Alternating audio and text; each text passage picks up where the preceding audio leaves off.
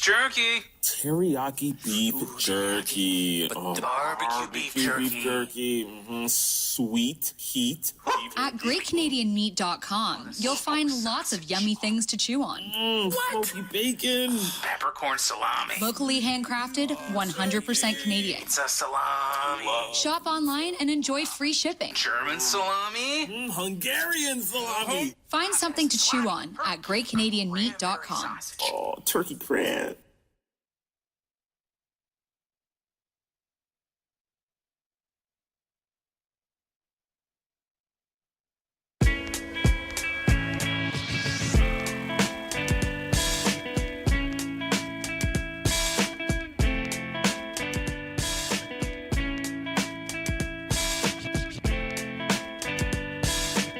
Hello and welcome to the Raptors Show on Sportsnet 590 The Fan. A reminder, we're streaming live on Sportsnet's YouTube channel and airing live on Sportsnet 360 Monday to Friday from 2 to 3 p.m. I'm your host, Wayne Liu, alone in the studio once again. Alex, get well soon, bro. I miss you. I think the fans miss you. I think the listeners miss you. But in the meantime, we're going to hold it down. Obviously, free agency starts tonight, actually, at 6 p.m. Eastern. A bit of a change from the NBA, moving it from July 1st, which is usually when the free agency period starts. There's a moratorium period afterwards in terms of signing. You can, of course, agree to deals. Look, if you're at all an experienced NBA fan, you also know that tons of deals are probably agreed to way before the deadline. However, that is technically tampering, so teams can't really announce it, and players can't technically announce it. Anyway, joining me to preview what's about to happen later tonight and also probably in the coming weeks is Sportsnet's Michael Grange. Grange, how you doing, man? I'm good. Thanks for having me on. Well, hope you're doing well. I'm doing great, Grange. I hope you're doing well as well. It's been a little bit too long, but of course we all know that in this period, it's going to be a busy time for everybody involved in covering basketball, and even a team like the Raptors, who I think odds were coming into this offseason that the draft was not going to be that eventful, and it turned out to not be that eventful. The Raptors took, Christian Koloko with a 33rd pick, made an undrafted signing, pretty much exactly what you would have expected, but none of that, fireworks in terms of potentially moving OG. And then going into this free agency period, it was basically like, look, it's pretty simple. We have $30 million. You can split 10 of that on the mid-level exception. You give the other 20 to Chris Boucher and Thad Young, and that's it. You'll really only have one open roster spot as it currently is. Of course, you could waive people or you can make trades to sort of open up more spots, but it should be a very quiet one. And Grange, I guess I wanted to start there. Just your sense of the level and the scale of activity that is likely about to happen for the Raptors in the next week or so. I think you summed it up pretty well.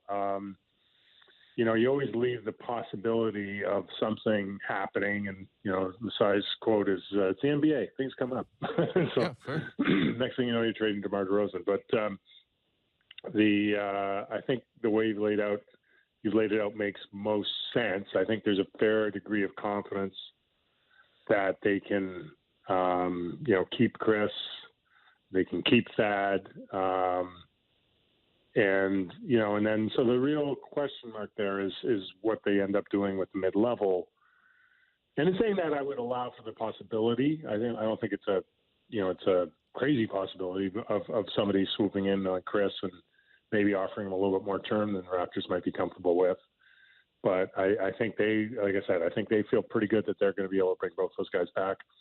And then the mid-level is a bit of a question mark or a wild card. And I'm sure, I know you guys have been talking about it for weeks now. So I don't know if there's anything. I don't know if there's anything fresh I can offer you. But one little wrinkle that's, I can't take credit for this, but Daniel Hackett, who does really good stuff with salary cap things and all that on Raptors HQ, I believe. He had an item and he mentioned that as it relates to Koloko, a wise strategy or a one strategy with your second round pick is you want to sign him for 3 years. Yes. And that avoids, him turning into a free agent or an unrestricted free agent. That kind of just at the point where, you want to keep him but you can't sign him at 3 years for only the minimum exception. You have to pay him a little bit more than the league minimum. And so the way to do that is you dip into your your mid-level a little bit.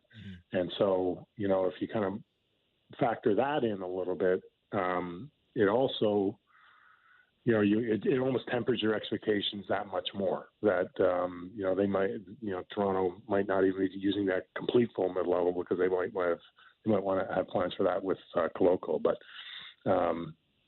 as I said, everything can change. But I mean, that's sort of how I interpret the landscape based on people I've talked to and and the information that's out there. Yeah, absolutely. And that is a great point that you're bringing up with Koloko and also with Daniel Hackett, because, look, I know the Raptors have the biennial exception as well. I believe the biennial exception can only be used to sign players up to 2 years. And again, Correct. The whole idea is to give them the third year because,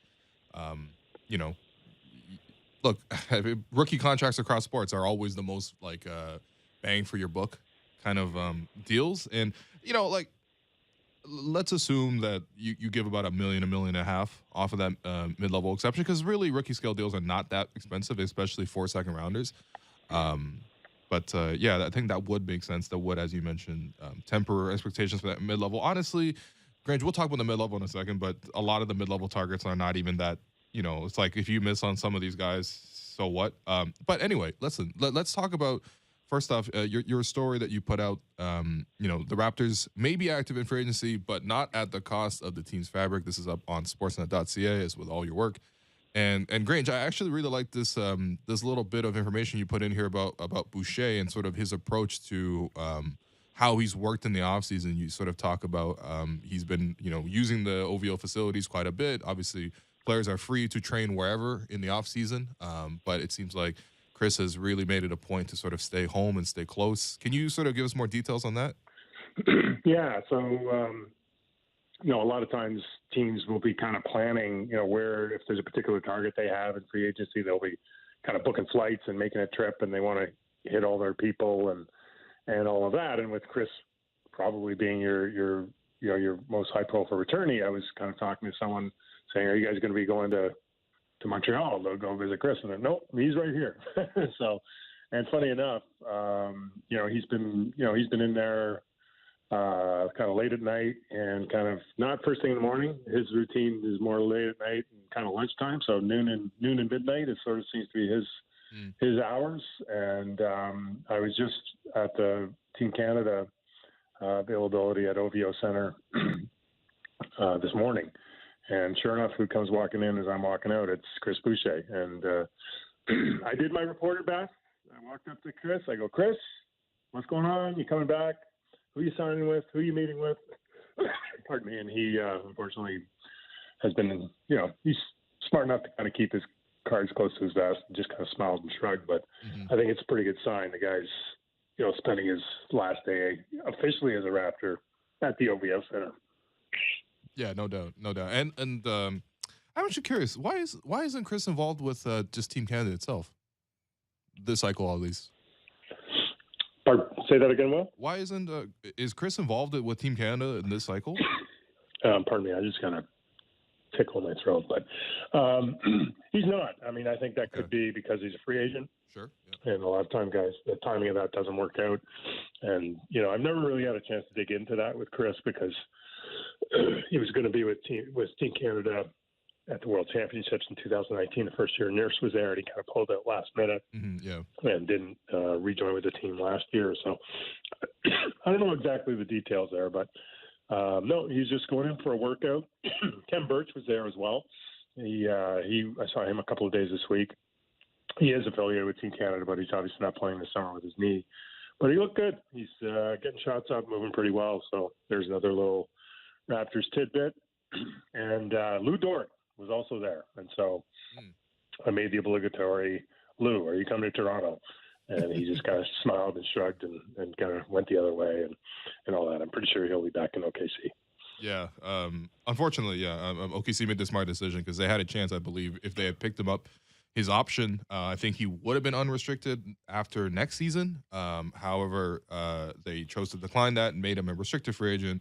And I think the chances are very good that he will re-sign. Now, I think in terms of with Chris, you kind of mentioned the idea of essentially like a 2-year, $24 million deal. Maybe you tack on a third year that has more of a team level of control for the Raptors rather than a player option. I think that makes a lot of sense. I think that's worth more than the mid-level, which I think that for Chris, I think she should at least expect to hear other teams calling in about a mid-level style of contract, which would start around $10 million per year. So you give him a little bit of a bump. Now, of course, as you also mentioned in your story, that there is a chance that a team offers him, let's say, 4 years, which is you could technically do on a mid-level, and of course that would be something that the Raptors might balk at. But also at the same time, I think chances are pretty good that Chris is coming back. I think it's already been kind of put out there by a couple other people that Thad Young is also going to come back. I heard the most recent one was 2 years, $10 million. I assume the second year of that will be a team option or some sort of partial guarantee. That's not a surprise considering the Raptors made a point to get Thad when they traded for him at the deadline. All they kept talking about was two things. One, the experience that he brings, and also two, acquiring his bird rights, which is very, very clear signs that they want to keep him. And I think that, that's something that is probably Thad is open to as well, because he's only ever said positive things. He's almost been too effusive in his in his praise of the Raptors organization. It kind of takes out the mystery of it all. So assuming you got both of those guys back, you got the mid-level exception, and that's a little bit less sexy. And I know you brought up a couple of names there too, but I also saw this Twitter thread that you put out this morning. Yep. And the first item you mentioned was about DeAndre Ayton. And you mentioned while DeAndre Ayton has been linked to the Raptors by a few outlets, your understanding is that there have been no talks regarding Toronto landing the Suns center. Now, obviously, Ayton is restricted, so the Suns have the chance to match, but it really doesn't seem like the Suns want him. Like, this is not how you would court a guy who you would want to keep. But yeah, what's the intel there is, you haven't heard anything in terms of. Yeah, well, I mean, talk to people kind of in his camp, so to speak, and just ask that. Like, is the Raptors kind of had been in dialogue with you, and keep in mind, to acquire DeAndre Ayton, it would require a sign-and trade, right? Yes. So it's not the kind of deal that A, could come together last minute, be very difficult, and B, could come together without dialogue that would, I think, that would loop in agents, et cetera. In other words, this isn't sort of like a team could do it, and sometimes the agents don't know, right? The teams just make a deal, and, oh, okay, that's how it's going to work. But in this case, clearly, if you're an acquiring team for Ayton, you want to be assured that A, he wants to be here, B, you want to have a really good idea, if not a very specific idea, of what it would require for him to sign and be happy. And then, so it's a complex deal. And because of the base year compensation stuff, which I'm not really going to claim that I understand the inside and out of. All I know is that whenever anyone says base year compensation, the deals get very complicated and less likely. So, so when all of that's factored in, and the people who would be very much in position to know, saying they haven't had conversations involving the Raptors, I take that as a pretty good indicator, unless there's some really high-level subterfuge going on where, they're really trying to keep things extra under wraps. But, you never say never to anything. But so I don't see Ayton, coming here. I can see why teams link to him because, the Raptors need a big. But when you actually try to break down how that could come together, it seems very unlikely. And I would venture to say it's not going to happen. Yeah, I think – look, at the minimum to outcompete what other teams would offer in a sign and trade, I think you probably have to, at minimum, give up OG. Right. Like, I don't think this is just you give him Gary Trent Jr.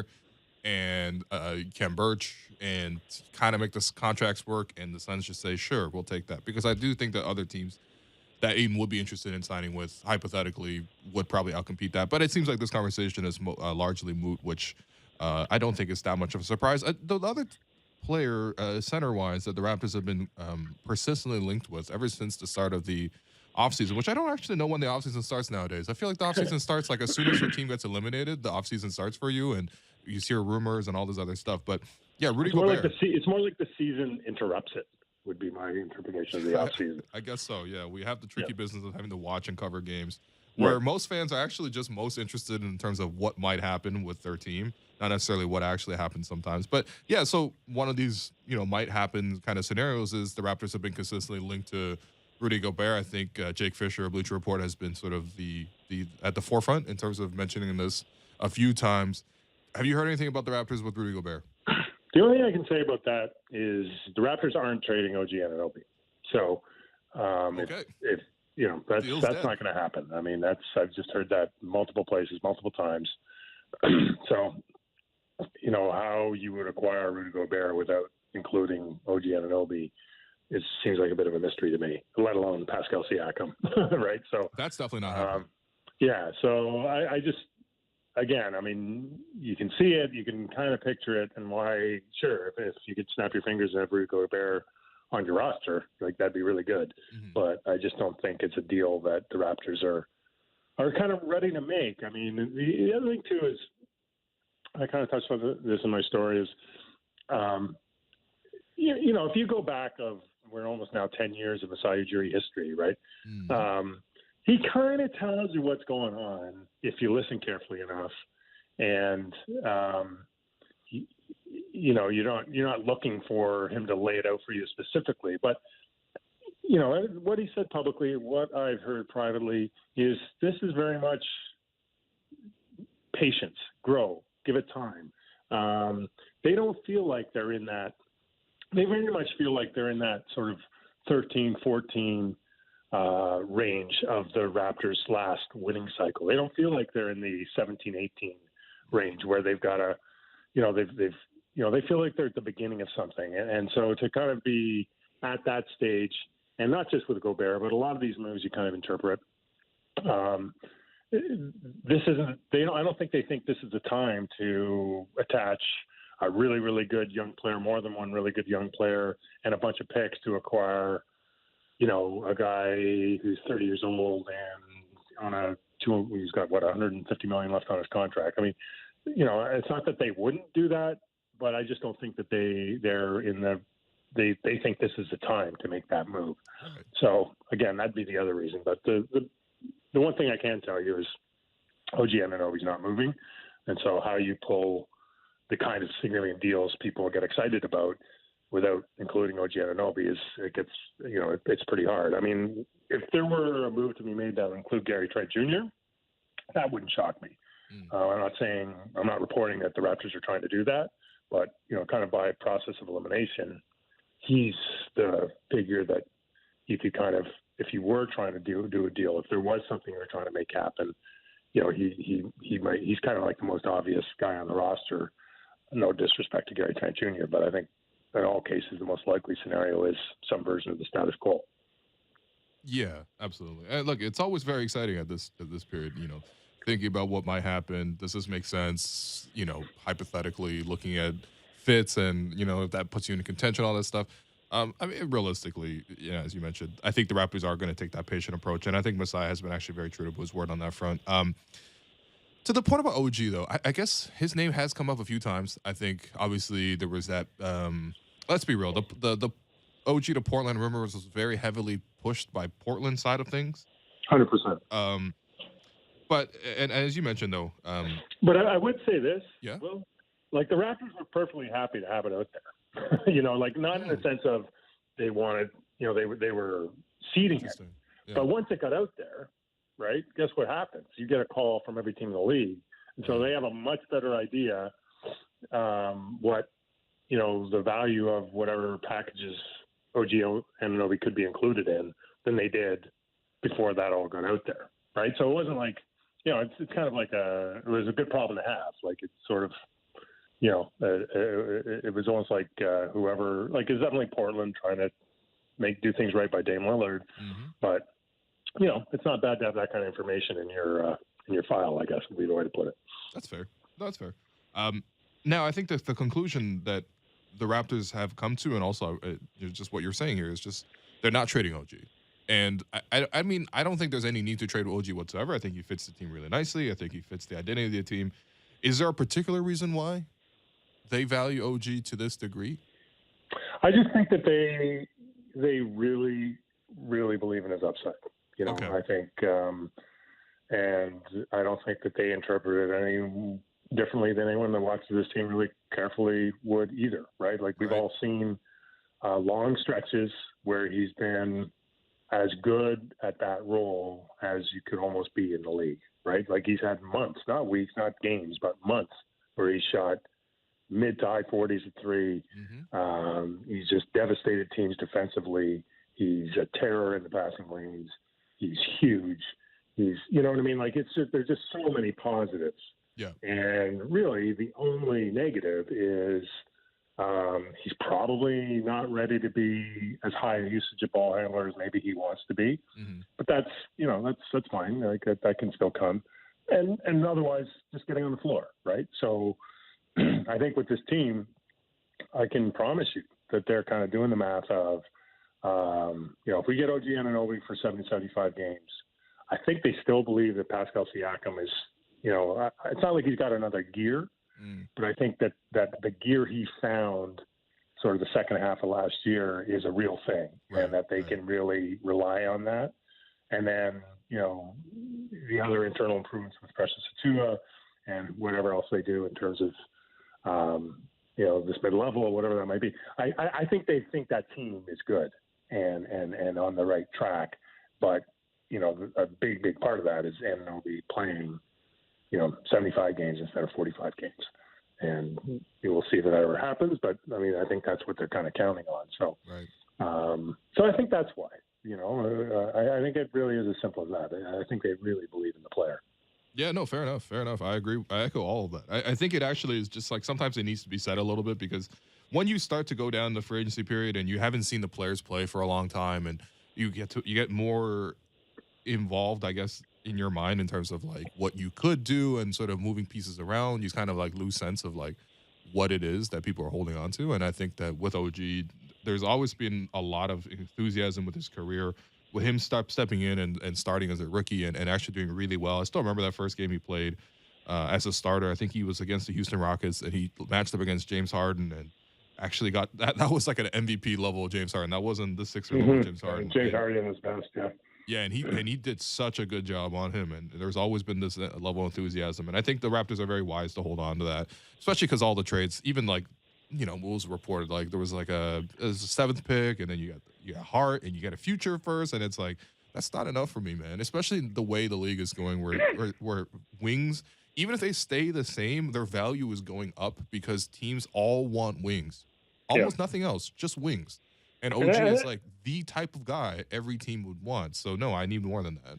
Yeah, and I don't think that they're ready to. I mean, I could see them doing that if they've kind of, you know, let's just say we're having this conversation a year from now, and things really haven't progressed, you know, and maybe you're in a position, well, maybe the, you know, Fred Pascal is, you know, that's maybe the, you know, maybe we've got to pivot and really build around Scotty, and then, you know, then maybe, you know, the things get much more wide open in terms of what you might consider doing. But I think that they still believe that there's a lot of meat on this bone for this team as constructed. Not to say that it doesn't need to grow and they don't need to add to it, but I think they like their core. Yeah, fair enough. All right. Well, look, we've talked about more expensive centers, Gobert, and making around 40, and DeAndre Ayton probably going to make around 30. What about Jakob Poeltl? Former Raptor, Yakin skills, number 9 pick, obviously from the Bargnani trade, which is still a miracle to this day.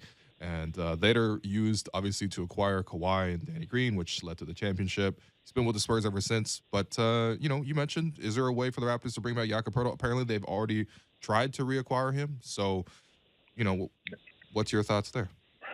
My understanding is it's almost become like not a joke, but it's almost not a meme. That's probably not fair either. But there have been like regular conversations over the years about somehow getting Jakob Poeltl back because he's, you know, A+ character, A+ defender, and, you know, I think, you know, and brings other qualities as well. So they were, I think if they were being honest, I think their preferred target at the trade deadline was Jakob Poeltl. And I think they were willing to go as much as 2 firsts. You know, to what level of production, I don't know, but, you know, they just couldn't get it done. And so I think they've almost like thrown up their hands. Okay, I guess it's not in the fate for us to grab this guy. It is, but it is interesting, right? Like, it's pretty clear that San Antonio's, you know, they're not rebuilding, they're tanking. And, they're trying to turn Victor Wembanyama into the next Tim Duncan, I guess. But By the way, he plays for Tony Parker's team. right, although I think he just left. Like I think he just went to another team or some like it was almost like a what do you call it? Like he declined his option and became a free agent and joined some other team anyway.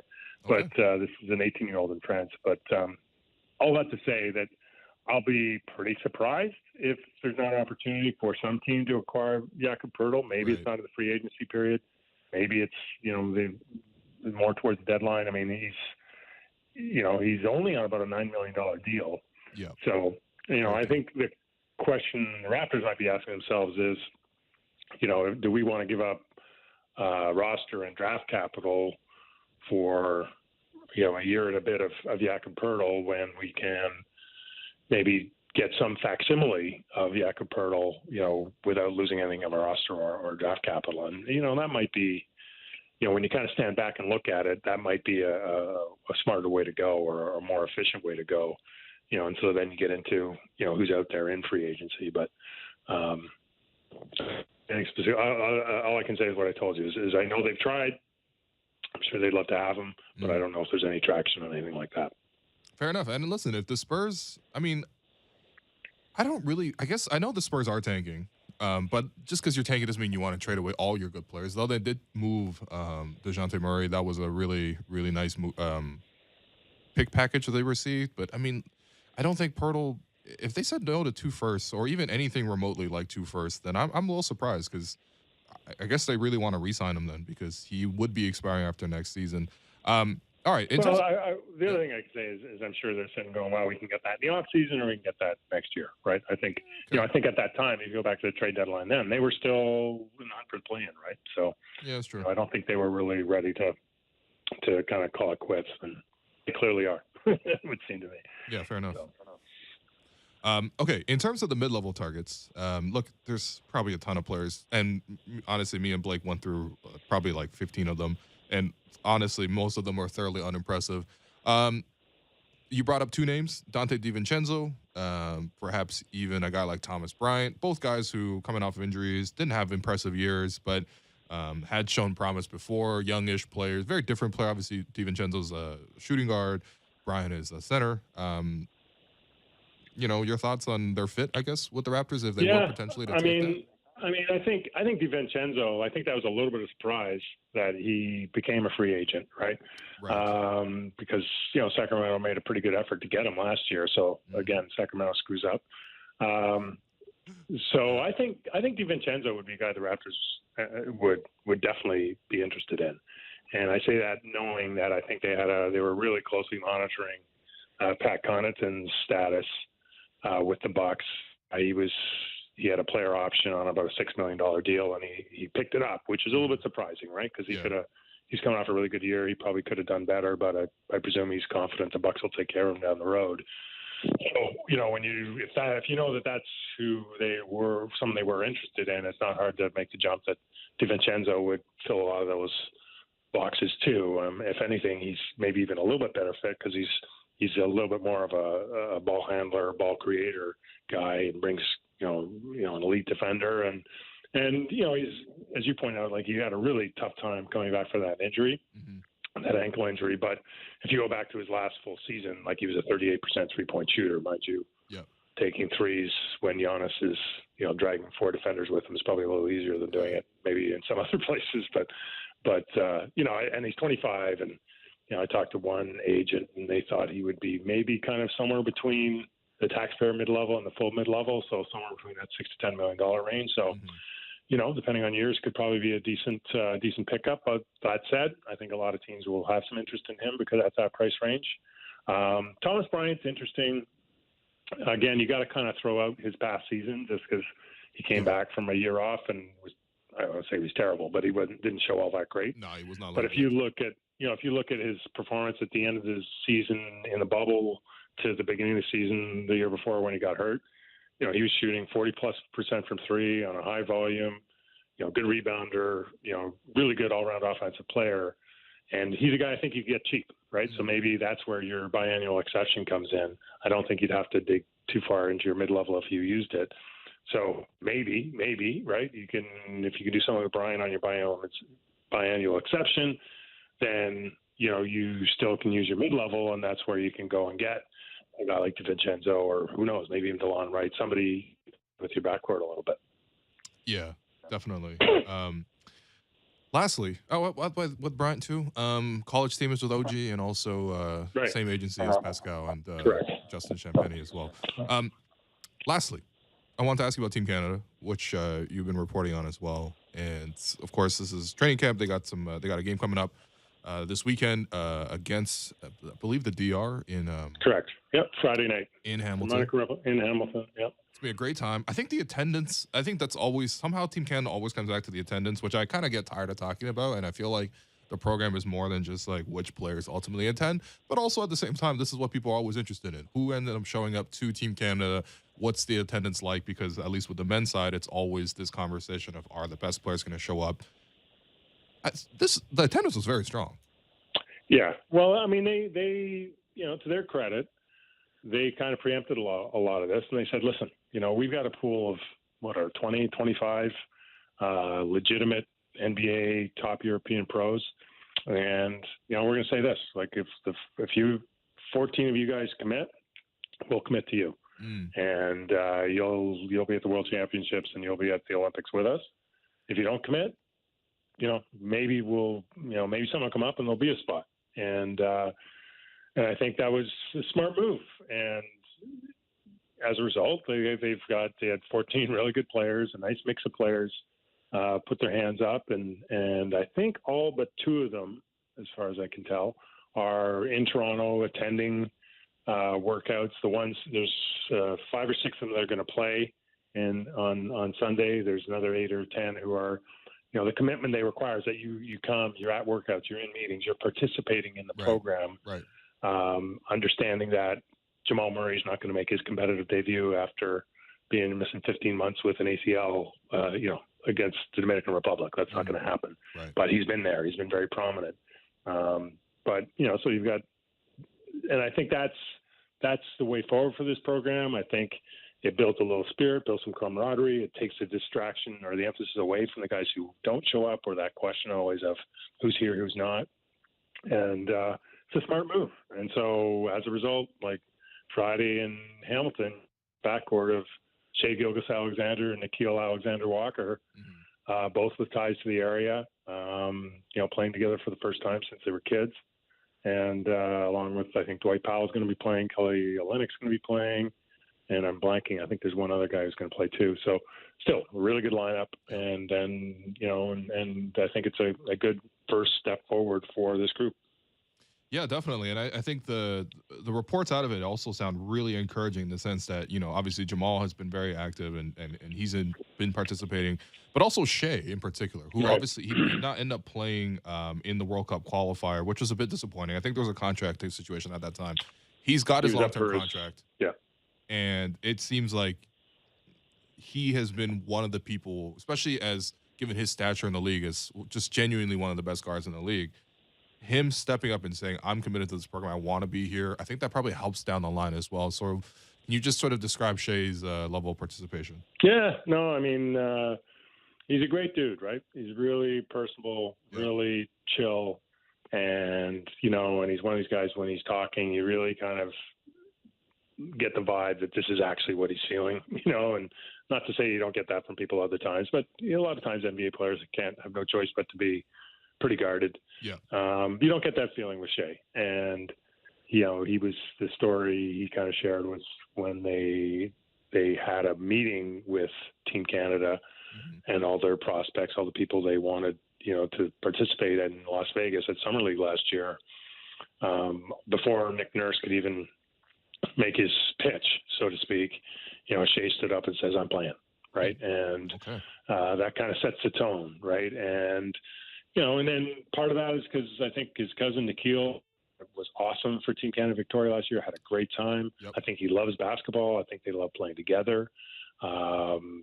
Shea, people forget, was on the men's national team in 2016 as a 17-year-old in the Philippines at the first Olympic qualifying tournament. Him and RJ were on that team.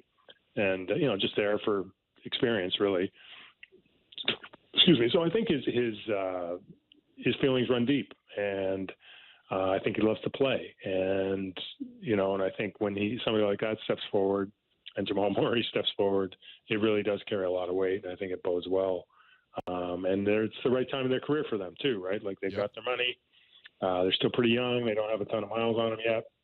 And they've got a chance to do something historic. And that appeals to certain players, and I think it appeals to those guys. Absolutely. Hey, last thing, not to ask for too much. No problem. But I'm all yours, Will. Oh, no. I was talking, I was thinking about in terms of, because I think Raptor fans like to joke about this a lot, about a recruitment edge. Nick Nurse being the head of the head coach, and obviously a lot of the same coaching staff is around, and you're at OVO, and you're home, and it's the only team in Canada, and obviously, none of these guys are free agents, and, like a guy like Lou Dort is restricted. He's not going to come right now, but, like, is there some sort of value in that, in that, or is there some sort of... I 100% think there is. Yes. That's what I wanted to hear, Grange. That's what I wanted to hear. Come on. I would only say this, like, okay, the advantage only has to be small, right? Like it's like, why do casinos make billions and millions? Well, because they have a 52% chance of winning all the bets versus a 48%, right? Like it doesn't have to push the odds in your favor all that much. But when you're dealing with a pool of 20 to 25 Canadians in the league at any given time, and that number almost seems like it's going to stay constant, right? When you look at, you have 4 more guys drafted this year. You're just looking for the right 1 or 2 guys in the right 1 or 2 summers. And, so if and when RJ Barrett is a free agent, if and when Shea Alexander, like, if you don't want to spend in Oklahoma City, I doubt it, right? Like, after 7 years, you kind of want to do something different. And it's not, you don't have all the other obstacles other players might have in their minds about coming to Toronto. For a guy like on down this endless list, it's like you're coming home. And I think you're familiar with the building, you're familiar with the organization, you're familiar with the training staff, you're familiar with the coaching staff. At some point, it will be an advantage. It will lend itself to something positive happening for the Raptors. And I don't think MLC and the jury signing off on all this stuff. If in some part of their mind, they don't see this as being a long-term benefit. So I would say this. Yeah, I do think it'll pay off. I do think at some point, the worlds will collide, and the timing will be right, and it will be the difference maker in a really important player coming to Toronto. There you go. All right, Grange, thank you for all the your time here today, all your reporting, and it's gonna be a busy.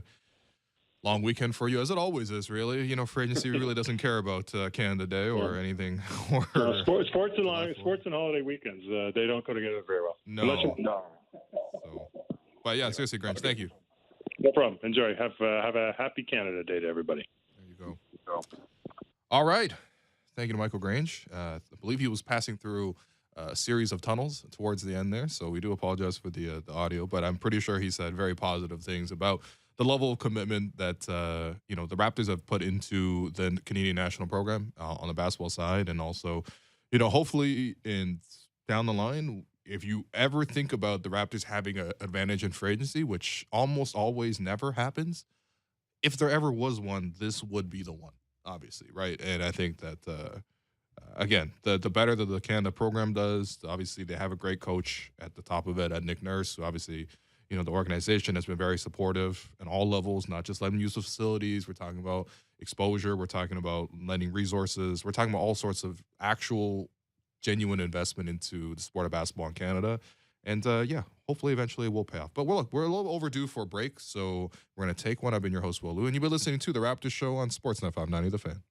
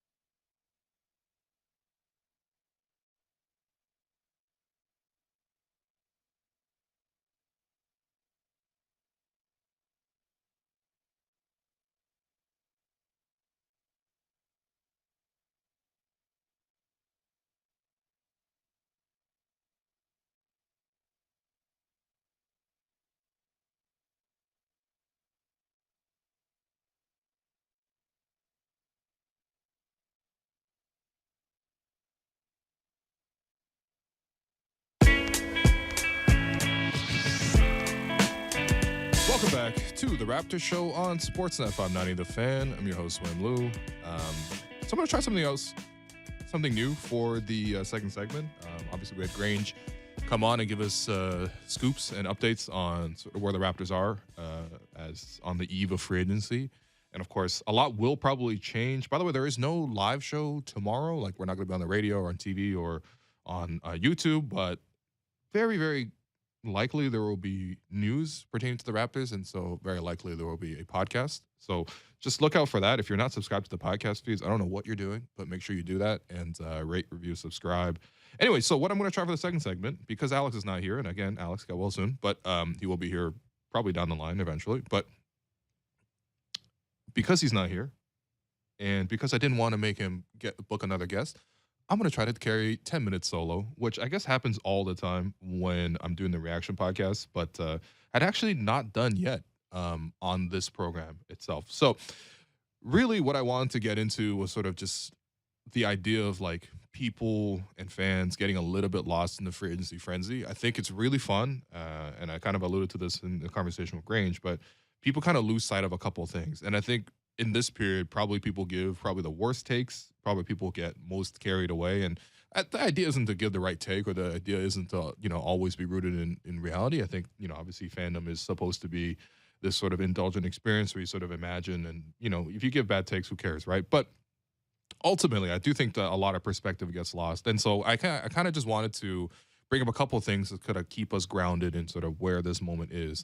So number one, I think it's very important to think about as the Raptors head into free agency here, where are they right now, right? And I think with this team, so they come off a season where they win 48 games. They were the 5th seed. They lose in 6 games in the first round.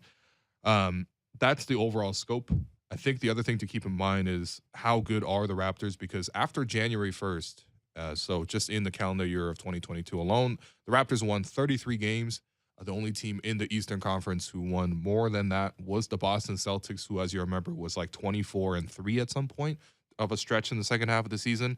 Anyway, the Celtics, even with that stretch, had only won 34 games, right? So the Raptors were at minimum on par with the upper half of the Eastern Conference. That's what allowed them to make the playoffs. That's what allowed them to jump out of the play-in division into securing a playoff spot pretty safely by the last week of the season.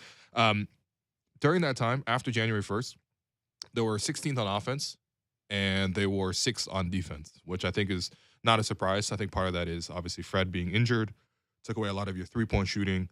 I think Gary and OG missed a lot of time in that stretch as well. OG barely played after the All-Star break.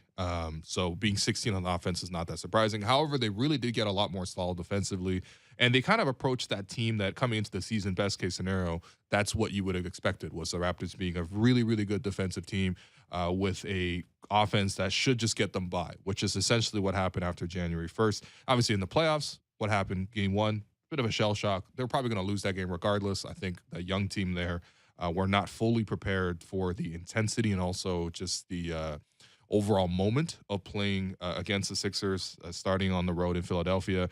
Then on top of that, you have Fred getting injured, Scotty Barnes having his foot stepped on, and that looked really bad for a second. Luckily, he was able to come back. And then Thad Young, also somebody who picked up for the playoffs in particular, he gets lost for game 1 as well. So it's not a surprise the Raptors lost game 2. Game 3, that was the game that was very pivotal. The Raptors had a chance there to win. Precious Achiuwa drives baseline. James Harden fouls him. He gets sent to the free throw line. Harden fouls out with that foul. Precious has 2 chances to take the lead in regulation. That ultimately doesn't happen. And, of course, Embiid hits that shot at the very end there. That kind of was the series, because if the Raptors had taken that, we saw what the Raptors did in games 5 and 6. There was a real good chance for the Raptors to flip that, but it was a little bit too late, losing the first round. Now, that's where the Raptors are right now. I think the other question to ask yourself is, like, what do the Raptors have, right? And the Raptors are actually in a really, really strong position, because every core player on the team is on a valuable contract. They have lots of two-way wings, which is exactly what every team in the league wants right now. And if you break it down even further in terms of the players who are under contract, there's 9 guys under contract right now. The players who are increasing in value year after year based on last year, Fred VanVleet has increased in value. Pascal Siakam has increased in value. Gary Trent Jr. has increased in value. Scotty Barnes has definitely increased in value. And Precious Achiuwa has done the same thing.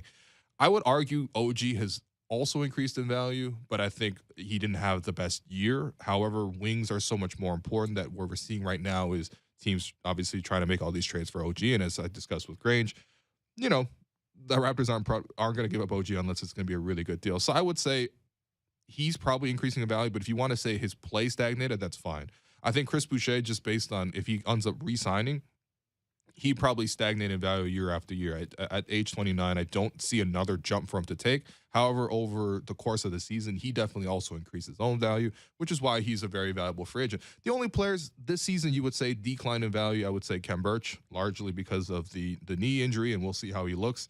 And then Malachi Flynn, who never really got a chance after a promising rookie year to do something. But it's not a surprise. A lot of players struggle, to make their mark in the league. And it's just, I guess Malachi hasn't had his moment yet. And then I would argue Thad Young probably declines in value just because he's older and he's at that phase of his career. But largely speaking, what you're looking at is a team where they're all very young, all improving in value, all very valuable. Things are very good. That's what the Raptors have. Obviously, we know Fred and Pascal are the leaders of the team, the core of the team. You probably add Scotty into that. OG probably is added into that. And then I think you also have a good reputation here. Like, it's a team that has a really good organizational culture. There's a reputation for winning. There's no drama here in Toronto. And the players are always known to develop here, right? That's the one common thing. You hear newcomers, whether they're rookies, whether they're free agent signings, whether they're traded players, they always talk about how the Raptors are known for development. And not only that, more important than known for development is that they pay you once you develop, because you see tons of players join the Raptors and ultimately improve their play and get paid. And the list, Fred, OG, Pascal, Norman Powell, Kyle Lowry, DeMar DeRozan, Jonas Valanciunas, Terrence Ross, it's just the list kind of goes on and on and on. Like they do this, and not only do they improve you, but they also pay you afterwards, which I think is very, very important. Now, I think the question obviously becomes, what do the Raptors need? And it's pretty clear to me. They need more shooting. Last past season, the Raptors were 19th in three-point makes and 20th in three-point percentage. Those were among the worst marks for all the teams that were heading into the playoffs, and that became a problem in the playoffs where they averaged 9.8 threes made per game on about 29% shooting in the Sixers series. You're going to be very hard-pressed to beat any team in the playoffs shooting that few number of threes and also hitting that low of a percentage. And I think when you look at the roster, really you had three above-average shooters. Obviously, Fred was very, very good. Honestly, elite in the first half of the season. Second half of the season, he cooled off. Gary Trent Jr., borderline elite in the first half of the season, also cooled off second half of the season. And then OG Anunoby was pretty consistent throughout, but of course had injuries, so he wasn't able to play all the time. Because you only had three shooters, it does limit the way you're able to play, and obviously we saw lots of teams zone the Raptors. That's where they needed the adjustments. That's what they need the most, is more shooting in this league. And when you're looking at the mid-level exception, that's why I've always sort of pushed for another shooter in that spot. Of course, it's very expensive acquiring shooting in the league. The other thing the Raptors probably need is more size. Obviously we saw the Embiid matchup was very difficult for the Raptors to handle. They had nobody really to answer that. You also saw the Raptors were 24th in defensive rebounding rate and also 20th in foul rate. So they fouled a lot. They also didn't have somebody to always secure and finish possessions for you. I do wonder how much of that is system. The Raptors do kind of, even when they had bigs, they still weren't, like when they had Serge and Mark, true bigs, veteran bigs who know what they're doing. They still were not a great defensive rebounding rate. I think this is partially to do with the system. And I have to say, outside of Embiid, the other center positions, whether you're looking at their matchups against Jokic, when you're looking at the matchups against Karl Anthony Towns, a DeAndre Ayton, a Gobert, the Raptors did really, really well. The only guy they actually struggled to guard was Embiid, which unfortunately that was the guy they played. So that's what they need. And I think really the last thing I want to leave you with is the trades that you're entertaining, the trades you're hearing about. Does that make the Raptors elite on either end? Because that has to be a very, very important question. We know the Raptors are a very, very good team. They just need to jump into that elite status. And I don't think they're elite on either end of the floor yet right now. But does the trade that you make or does the signing that you make push you in that direction? And if not, then ask yourself, why would the Raptors fully make that trade when they're already in a good position? And that's the only thing I think. Free agency is, it's a wild time. I think you probably think about a lot of stuff. You probably try to entertain all these different scenarios. But I think as long as you sort of keep a bit of a perspective, you'll probably have, maybe more of a peaceful time in dealing with the free agency period. But it starts tonight. And I look forward to covering it, obviously, through podcasts and also on the show next week. Lastly, before I go, quick shout-outs. Derek Brandale, Jennifer Rolnick, producer Rob, Ryan Fabro, Kyle Crabe, Greg Sansoni, Pat Flash. Shout out to our guests, Savannah Hamilton, Assad Alvi, Blake Murphy, Vivek Jacob, Michael Grange this week. Just want to remind people, you can get tickets still to the CCYA Celebrity Classic. The tickets are available at ccya.org. Event is next Saturday, July 9th. Me and Alex will be doing play-by-play. We'll have tons of celebrities there, including Jeremy Lin, including Simu Liu, including Ronnie Chang, who's about to take a red-eye flight, and, Hassan Minaj, like lots of really great celebrities. It's going to be a great moment in Canada. But for me, that does it for us today. I'm your host, Will Lou, and you've been listening to The Raptors Show on Sportsnet 590 The Fan. Yeah, happy Canada Day to everybody. Enjoy the long weekend. Enjoy refreshing your phone for Woj and Shams updates, and I'll speak to you soon.